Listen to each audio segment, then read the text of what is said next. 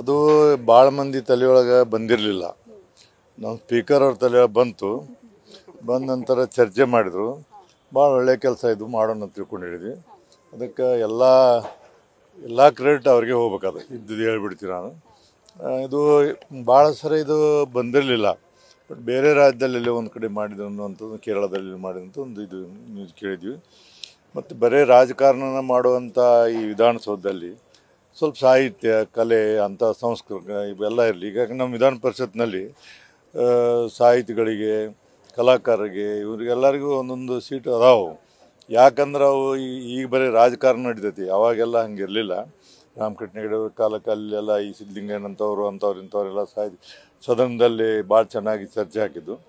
ಆ ಹಿನ್ನೆಲೆಯಲ್ಲಿ ಪುಸ್ತಕ ಮೇಳ ಮಾಡೋದ್ರಿಂದ ಎಲ್ಲರೂ ನಮ್ಮ ಸ್ಪೀಕರ್ ಅವ್ರು ಹೇಳಿದಂಗೆ ಎಲ್ಲರಲ್ಲಿ ಭಾಗವಹಿಸ್ತಾರೆ. ಮತ್ತು ಇದೊಂದು ಹೊಸ ಇದು ಸಾರ್ವಜನಿಕರಿಗೆ ಇವತ್ತು ಬಂದು ನೋಡಲಿಕ್ಕೆ ಎಲ್ಲ ಅನುಕೂಲ ಆಗುವಂಥ ಪರಿಸ್ಥಿತಿ ನಿರ್ಮಾಣ ಆಗಿದೆ.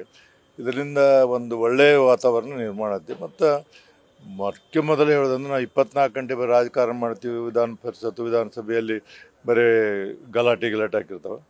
ಇದರಿಂದ ಸ್ವಲ್ಪ ಏನಂದ್ರೆ ಜನರಿಗೆ ಹಿಂಗೆ ಮನಸ್ಸೆಲ್ಲ ಡೈವರ್ಟ್ ಆಗಿ ಇಲ್ಲ ನೋಡಿ ನಮ್ಮ ಶಾಸಕರು ಸಹಿತ ಇವನ್ನೆಲ್ಲ ನೋಡಿದಂಥ ಸ್ವಲ್ಪ ತಲೆ ಶಾಂತ ಮಾಡ್ಕೊಂಡು ಸದನ ನಡೀತಾರೆ ಅಂತ ಐತಿ.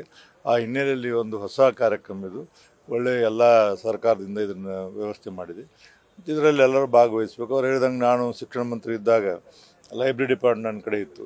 ಯಾರು ಪುಸ್ತಕ ಬರೀತಾರೆ ಕಡ್ಡಾಯವಾಗಿ 300 ಬುಕ್ಗಳನ್ನು ಅವ್ರು ಖರೀದಿ ಮಾಡ್ಬೇಕಂತ ಒಂದು ಆರ್ಡರ್ ಮಾಡಿದ್ವಿ ನಾವು.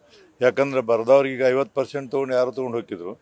ಕಡ್ಡಾಯವಾಗಿ ಅವ್ರು 300 ಪುಸ್ತಕ ನೇರವಾಗಿ ಅವ್ರ ಅಕೌಂಟಿಗೆ ಜಮಾ ಮಾಡುವಂಥ ಕೆಲಸವನ್ನು ಮಾಡಿದ್ವಿ.